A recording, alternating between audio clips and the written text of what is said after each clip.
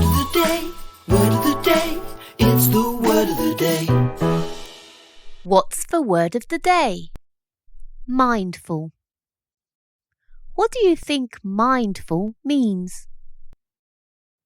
To be conscious or aware of something. To be in the moment. Can you put this word into a sentence? Here are some examples. John was mindful of his surroundings and appreciated the beauty around him. Linda was always mindful about her food and savoured every bite. Mindful meditation helps you relax and focus. Try and use this word today. You could use it in your writing or during a conversation. Mindful.